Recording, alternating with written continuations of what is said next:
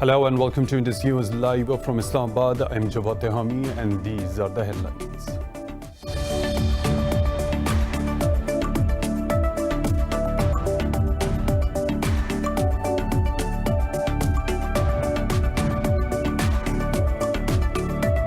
Pakistan has offered the third consulate access to Indian raw-serving terrorist commander Kulbhushan Jadhav. Foreign Ministry officials say a note verbal has been sent to India in this regard and the response is awaited. Jadhav, caught inside Pakistan in 2016, has confessed to espionage and terrorism.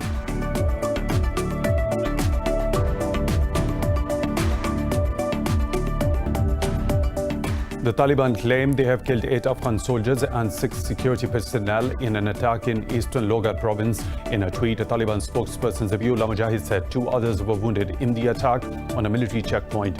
Kabul has not commented on the claim yet.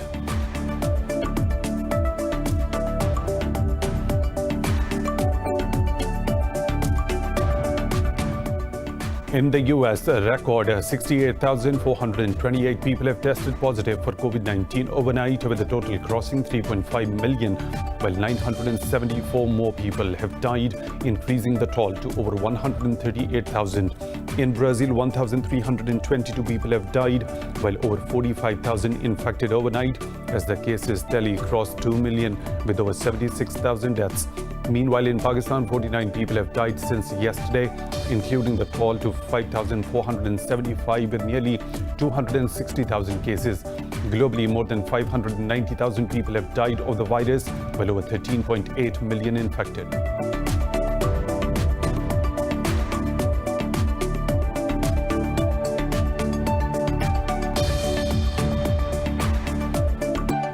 Those are the headlines and detailed stories right after a short break. Stay tuned.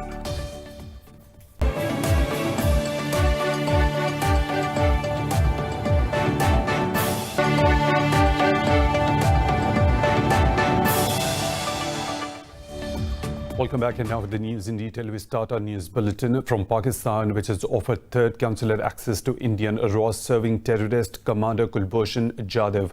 Foreign Ministry officials say a note verbal has been sent to Delhi in this regard and the response is awaited.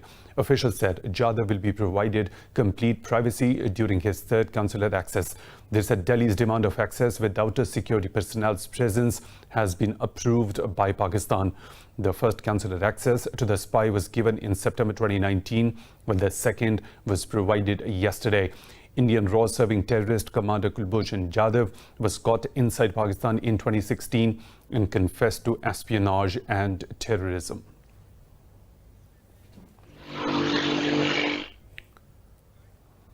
Recent updates, we talked to Isa Naqvi, our correspondent in Islamabad. Isa, like you told us earlier, that Pakistan has offered third consular access to Indian raw-serving terrorist commander Kulbhushan Jadhav. What is the update from Islamabad?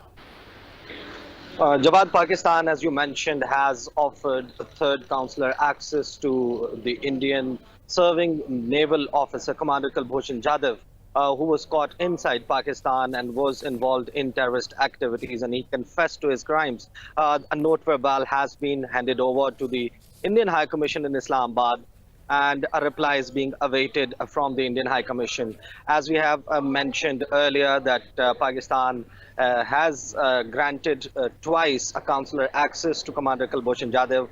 First one was given on 2nd of September last year, and the second one was given yesterday.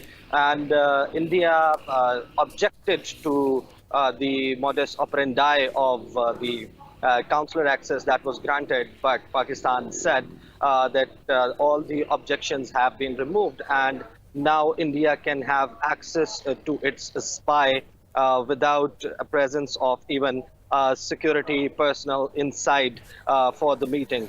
Now replies are being awaited from the Indian side, who has to decide as per the verdict of the International Court of Justice. An effective review and reconsideration ordinance was issued by Pakistan on 20th of May, and which lapses on 19th of July. So if India has to go for legal proceedings in the case, they have to take a decision before 19th of July as the ordinance lapses on 19th, for which if it is agreed by Commander Kulbhushan Jadhav, they will be able to hire a lawyer in Islamabad, and he can be assisted by a legal team which can travel from India to Islamabad to assist the Pakistani lawyer in this case. Thanks, Isan Naqvi, for updating our viewers. For more on this, we have Khurshid Kasuri, former Foreign Minister of Pakistan. Thank you for your time. Pakistan has gone out of its way to accept even the most unreasonable request by India for this consular access to Indian raw-serving terrorist Commander Kulbhushan Jadhav. So why do you think India has not accepted this third consular access as yet? I think basically they're not really serious because they know there are strong grounds against Mr. Kulbhushan Jadhav, and they tried to take advantage of some technicalities at the World Court. And Pakistan has followed the judgment of the World Court, and India wants to will probably say, because unless you have information, I don't have any information as to the reasons why they have not accepted it. I even looked at some Indian newspapers today. I couldn't understand what reasons they're given. Unless you have it, you can ask me on that. So I can only assume that this is an attempt to mislead the World Court and also their own opinion. Because what has happened is recently, Pakistan has had a lot of good news, publicity internationally on opening the trade, Afghan transit trade. And India has been saying, oh, Pakistan's not serious. It's been done under international pressure. And I just can't understand why they've done this, because according to reports in our media, Mr. Kulbhushan Jadhav was himself very surprised. The spy in custody was saying that he wanted to talk to the Indians, and they refused. So unless you can tell me if you have heard anything that the Indians have said, I looked at I glanced at the Indian media today. I couldn't get an answer. Mr. Kasuri, India has been raising the temperature of this region by its jingoistic adventurism on its border with China, Pakistan, and even Nepal. So why do you think, or why is India trying to destabilize the region, and what it is trying to achieve from all this? I think it's, in fact, if you ask me, and with my experience as former foreign minister, they have erred very grievously to their own cost. The decision on the 5th of August last year on the status of Jammu and Kashmir, the revocation of Article 370 and Article 35, as well as later decisions to split the Jammu and Kashmir territory into two union territories, Jammu, Kashmir, and Ladakh, to which not only Pakistan, but China objected very seriously and very strongly. In fact, on one occasion, when they divided the territory and had a separate union territory, they regarded it as an attack on their sovereignty, and the Chinese said they'll never accept it. So I think what's happened is India has been deluded by its own propaganda.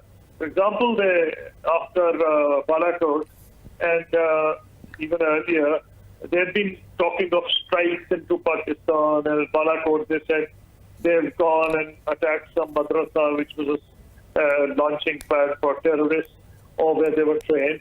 Now, the international media completely repudiated this. But what's important is that the Indian media, which is very much a large section of Indian media, with few honorable exceptions, is under the thumb of the government of India. And they were able to convey to the people of India that India had scored something very great. Although they had lost their aircraft, 2 aircraft, they had their pilot captured. But through fake news, they were able to convince the people of India that they had done a great thing, and actually Mr. Modi won the elections. Now, when you delude yourself like that, you start believing your propaganda is on a 24-hour cycle. You start believing your own propaganda. So I think what Indians have really started first is to talk about 2.5 wars, war against China, war against Pakistan, and also to control the situation in Jammu and Kashmir, in Kashmir Valley primarily.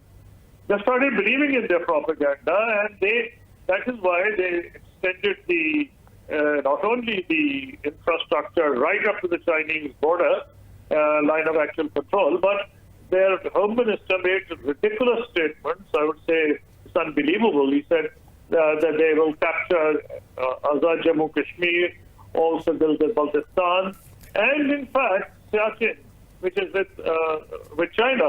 Now you can look at the state of self-delusion.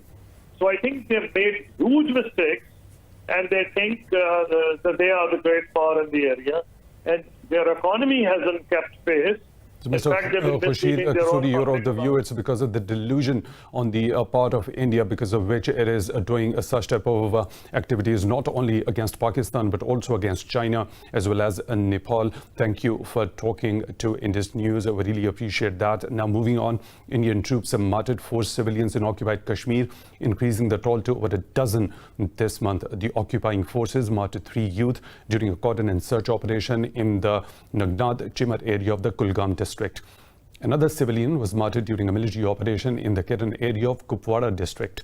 Pakistan has repeatedly urged the international community to take action against Indian brutalities in Kashmir. The occupied valley has been under a curfew and communications blackout for the past 347 days. In the US, a record 68,428 people have tested positive for COVID-19 overnight, with the total number of cases crossing 3.5 million, while 974 more people lost their lives, taking the toll to more than 138,000. In Brazil, 1,322 people died overnight and over 45,000 new cases were recorded. The nationwide tally of cases has crossed 2 million with over 76,000 deaths. The virus has killed nearly 590,000 people across the world and infected more than 13.8 million. This report has the details. The coronavirus pandemic has exploded in the Americas as the virus gains steam in new areas far from big cities. But a number of states are finding it difficult to reinforce restrictive measures amid President Donald Trump's push to reopen the economy. In Brazil, anger is growing over President Jair Bolsonaro's handling of the outbreak. It's a lot of suffering for our population, and despite that, we're seeing a lack of empathy and solidarity from many government officials. Those of us on the front lines attending to cases of COVID, researching drugs and vaccines, we are ashamed of the situation. Algeria says it is planning a law to protect health workers after an increase in physical and verbal attacks since the country's COVID-19 outbreak began. In Australia, the second largest city of Melbourne has reported a record jump of more than 420 new infections despite the lockdown. The UK's Prime Minister Boris Johnson is to pour £3 billion into the National Health Service to try and prevent a second wave. The British government has finally admitted mistakes in its COVID-19 response. It would have been absolutely preferable to have had a much greater testing capacity early on, but it's not just testing, it's basic information flows around patients in hospital, around rates of admission, rates of movement. Those sorts of things are important parts of this as well, and making sure all of those systems work. In Asia, India's coronavirus cases have crossed the 1 million mark as infections spread out into smaller towns after the lifting of a vast lockdown. China has reported 10 new infections on the mainland, keeping the virus under control, while South Korea added 60 new cases for the second straight day as the country grapples with rising imported and local infections. In Pakistan, the death toll from COVID-19 has risen to nearly 5,500 with 49 fatalities in the last 24 hours. The Health Ministry says over 2,000 cases were reported overnight, with a tally nearing 260,000. Officials said over 183,000 people have recovered from the virus so far. The ministry said there are more than 76,000 active cases in the country. Sindh is the worst hit province with over 110,000 infections, while Punjab has reported over 89,000 cases. Pakistan's Prime Minister Imran Khan says COVID-19 outbreak is on a decline in the country due to the government's smart lockdown plan. In a tweet, Khan said COVID-19 cases in hospitals, especially in intensive care, and the death rate in Pakistan has gone down significantly. The Prime Minister said, unlike the unfortunate neighbor India, Pakistan is containing the virus successfully. Khan urged the nation to continue observing the government's SOPs, which set a positive trend. He said Eid al-Azha must be celebrated with simplicity. In Afghanistan, the Taliban claim they have killed 8 Afghan soldiers and 6 security personnel in eastern Logar province. In a tweet, a spokesperson Zabiullah Mujahid said 2 others were wounded in the attack on a military checkpoint. Zabiullah said the Taliban also destroyed 2 tanks of the Afghan military. He accused the Afghan soldiers of targeting and killing civilians. Kabul has not commented on the claim yet. Iran says it is ready for mediating and settling the border dispute between Armenia and Azerbaijan to help prevent conflict escalation. In a press briefing, Foreign Ministry spokesman Abbas Musavi said the region has no capacity for more conflicts. Musavi said any warmongering will be detrimental for both sides. He said Iran believes the regional problems, especially disputes between Armenia and Azerbaijan, should be resolved through dialogue. Armenia and Azerbaijan are fighting over the highland region of Nagorno-Karabakh, a disputed territory since the Soviet Union breakup. Moscow has rejected London's accusation that Russia tried to interfere in the 2019 general elections in the UK. Addressing a media briefing, a Russian Foreign Ministry spokeswoman, Maria Zakharova, said UK's statement is foggy and contradictory. Zakharova said London has not presented any evidence. Earlier, UK's Foreign Minister Dominic Raab said Russian actors acquired sensitive documents before the elections. Raab said the documents relating to the UK-US free trade agreement were leaked online via the social media platform Reddit. Russia and Germany have rejected the recent US threat to sanction the Nord Stream 2 gas pipeline. This comes after US Secretary of State Mike Pompeo warned of expanding sanctions on companies and individuals involved in the project. Kremlin spokesperson Dmitry Peskov said the US continues unfair competition to force Europeans to buy more expensive gas under less favorable terms. Peskov labeled Washington's threat as undue pressure. Meanwhile, Germany's Foreign Minister Heiko Maas said European energy policy is decided in Europe and not in Washington. In a statement, Maas said with such announcement, the US is disrespecting Europe's right and sovereignty. In Russia, a new nuclear-powered ballistic missile submarine has joined the Navy fleet. The ceremony was attended by officials from the Defense Ministry, the Russian Navy, and other agencies. Project 955A strategic missile carrying underwater cruisers represent the 4th generation of nuclear-powered subs built for the Russian Navy. The Defense Ministry says the Bory A class is less noisy and features improved maneuvering, depth, and armament control systems. The Bory class submarines can carry 16 Bulava ballistic missiles and are furnished with 533mm torpedo tubes.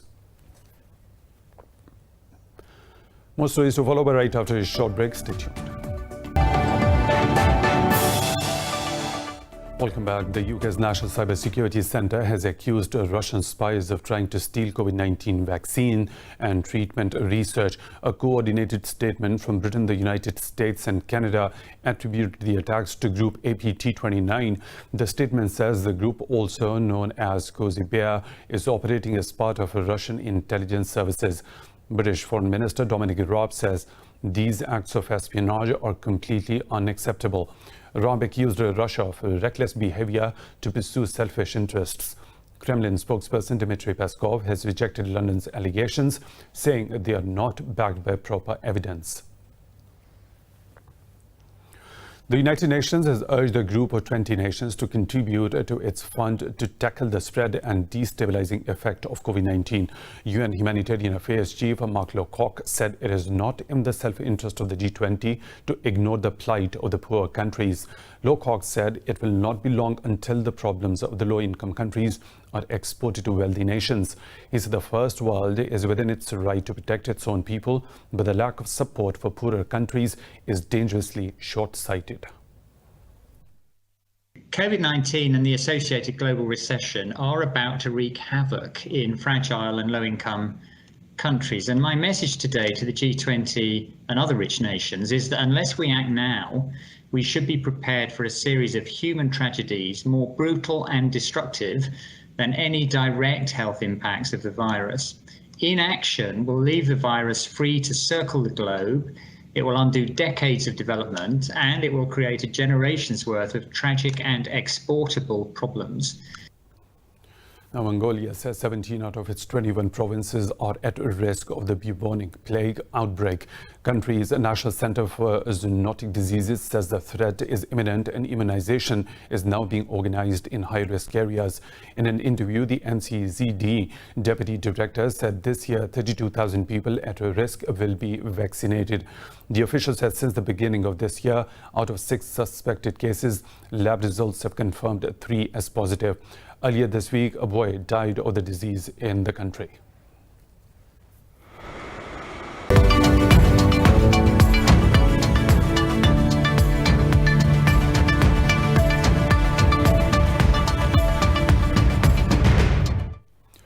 Libya's National Oil Corporation says the cost of halting oil production since early January has topped $7 billion. NOC says oil production was halted on January 17th after Khalifa Haftar's forces shut down oil export harbors a day ahead of Berlin conference in Germany. NOC said as the beginning of 2020, Africa's largest oil reserve, Libya, was able to produce over 1 million barrels of crude oil per day. But raging conflict in the country has reduced daily production to below 100,000 barrels a day. Since April 2019, Haftar's forces have launched offensive on Libyan capital of Tripoli, resulting in over 1,000 deaths, including women and children. European stock markets are trading mixed as investors monitor the EU summit set to discuss a COVID-19 recovery package. Investors are also trading cautiously over the rising number of coronavirus cases, which can delay the revival of economic activity. CAC 40 in Paris is trading nearly 0.5% lower. London's FTSE 100 is trading marginally lower. Bucking up the trend, Frankfurt's DAX is trading marginally higher. In Asia, Seoul's Kospi closed nearly 1% higher. Hong Kong's Hang Seng gained nearly 0.5%.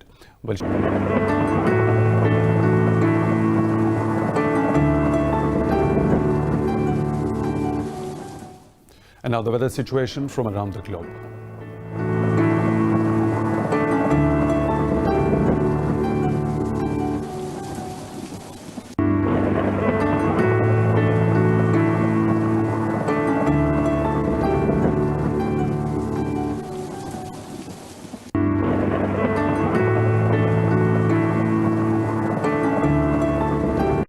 And that is all for now. For the latest updates, you can follow us on social media at Indus Special.